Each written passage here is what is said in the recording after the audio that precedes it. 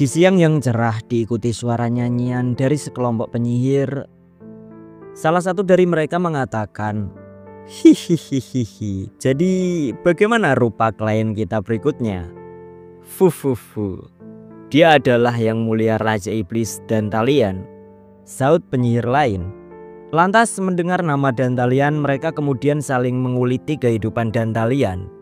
Karena sudah menjadi rahasia umum jika Dantalian melakukan cinta terlarang, yakni dengan setengah sukubus dan setengah manusia.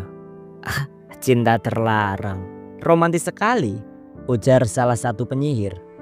Sementara itu yang lain menimpali, "Hei kalian, jangan bongkar kehidupannya berlebihan. Lihat, kita hampir sampai."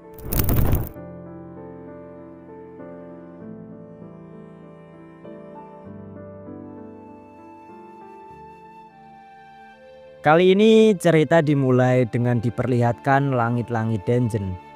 Di antara itu dari sebuah bibir dungeon ada Lala yang menyuruh Dantalian untuk segera menyusulnya. "Cih, berisik sekali," celetuk Dantalian kepada Lala. "Kenapa aku harus pergi? Memangnya apa arti dari malam Walpurgis?" tanya Dantalian yang penasaran akan hal tersebut. Mendengar pertanyaan yang diajukan Dantalian, Lala nampak jengkel karena menurutnya bagaimana bisa seorang Raja Iblis tidak mengetahuinya. Namun pikiran itu langsung Lala tanyakan kembali. Ia berkata, "Apa Anda sudah pernah berpartisipasi sebelumnya?" Lalu dengan enteng dan percaya dirinya Dantalian menjawab jika dia tidak pernah mengikuti malam Walpurgis. Ya, karena Dantalian tidak mengerti, akhirnya Lala menjelaskan tentang malam Walpurgis. Bahwa malam Walpurgis adalah acara besar di mana Raja Iblis dan pengikutnya semuanya berkumpul. Dalam perkumpulan itu mereka akan mengatasi permasalahan yang tidak dapat diselesaikan negara untuk menjaga ketertiban dunia. Namun perkumpulan itu tidak memiliki jadwal khusus tentang pengadaannya. Tapi ketika diadakan bisa dikatakan hampir semua Raja Iblis akan hadir. "Kau baru saja memberikanku alasan yang kuat untuk tidak pergi," pungkas Dantalian yang nampak tak peduli. Mendengar alasan yang diungkapkan Dantalian, Lala lantas memasang wajah lebih tak peduli akan keinginan tuannya. Namun setelah itu kembali pada percakapan mereka yang lebih serius, bahwa malam Walpurgis kali ini akan mengangkat topik permasalahan terkait wabah. Dan malam Walpurgis ini akan diadakan di Niflheim.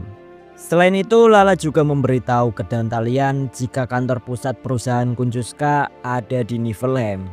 Dan di sana Lala menduga jika pihak yang memulai malam Walpurgis kemungkinan adalah perusahaan Kuncuska. Alasan dibalik Lala mengatakan itu karena ada kemungkinan terkait monopoli obat ajaib yang dilakukan oleh Dantalian.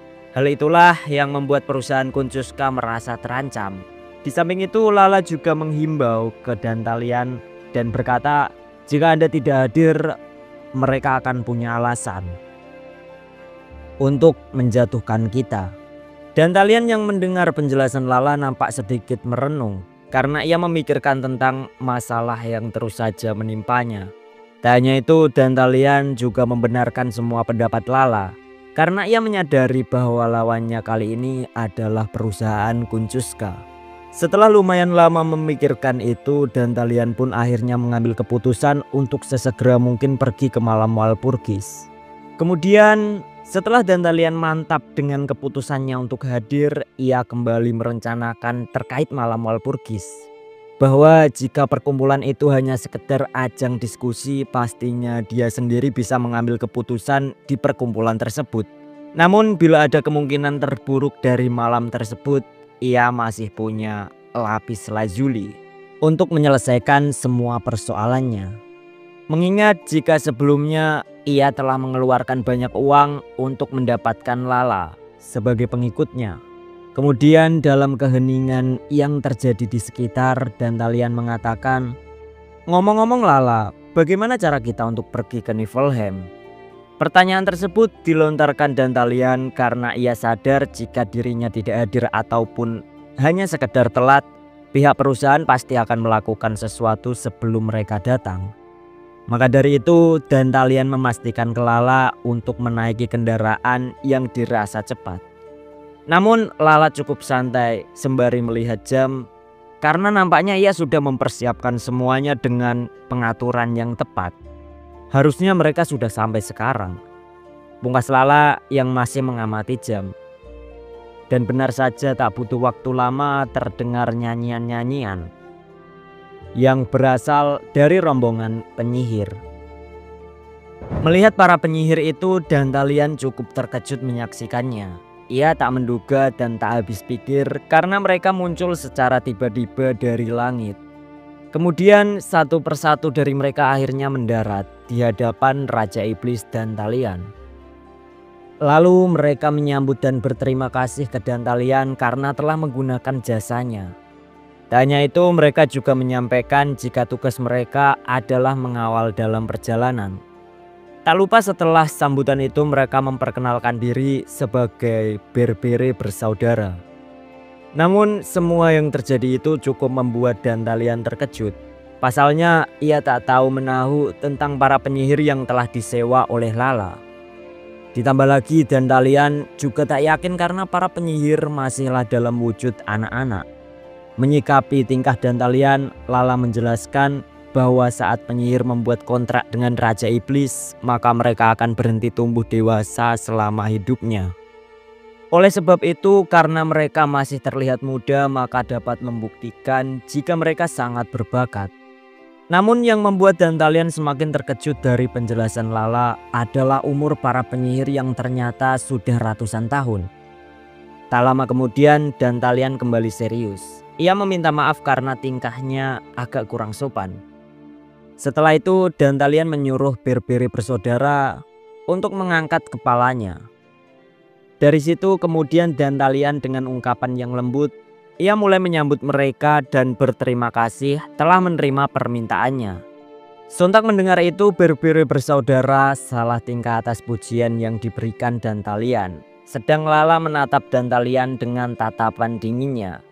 Di sini nampaknya Dantalian sedikit peka jika Lala sedang cemburu. Kemudian keheningan itu pecah ketika Berbere bersaudara langsung bersiap mengajak mereka untuk berangkat. Lantas dengan sihirnya, ia memunculkan kursi singgasana Dantalian. Saat menduduki kursi singgasana itu, Dantalian merasa cemas dengan keamanannya. Namun di sana salah satu penyihir menjamin akan keamanan layanannya. Lalu tak berselang lama, mereka pun berangkat dengan kecepatan penuh menuju Niflheim. Sementara itu di tempat lain diperlihatkan sebuah ikon patung yang berdiri dengan kokoh. Ikon patung itu berada di tengah alun-alun Hermes, kota Niflheim. Sedangkan di antara kerumunan orang-orang, rombongan Dantalian telah sampai di kota Niflheim. Setelah mereka menghabiskan waktu selama 6 jam perjalanan. Di sana Dantalian lalu mengajak mereka untuk makan malam bersama. Mendengar itu, Berbere bersaudara sangat senang.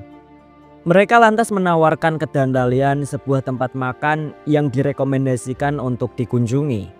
Akan tetapi berbeda dengan Lala yang agak tidak setuju dengan keputusan Dantalian untuk beristirahat.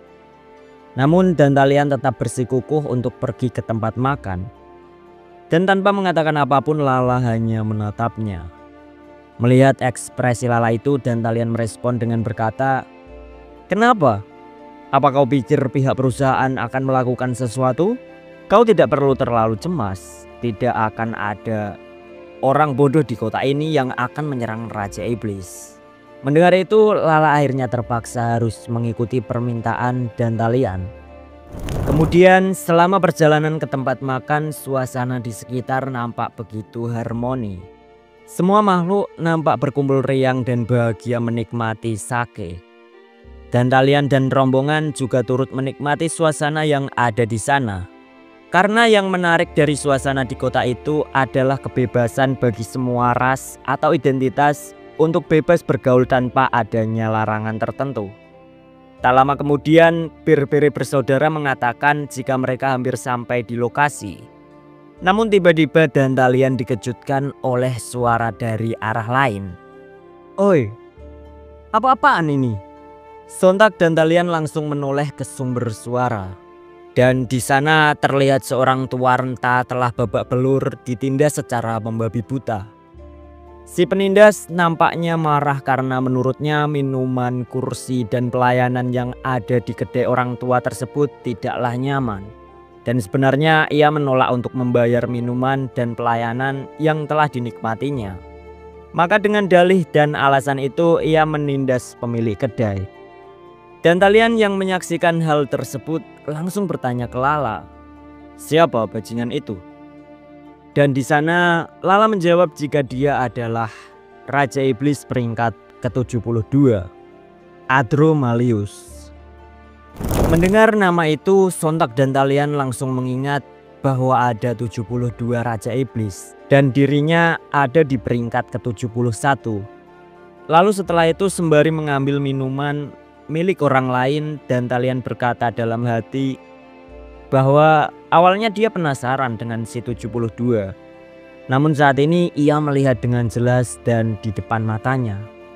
Kemudian sembari meneguk minuman orang lain yang ia ambil, ekspresi Dantalian nampaknya sangat puas. Setelah itu seketika ia mengangkat gelas.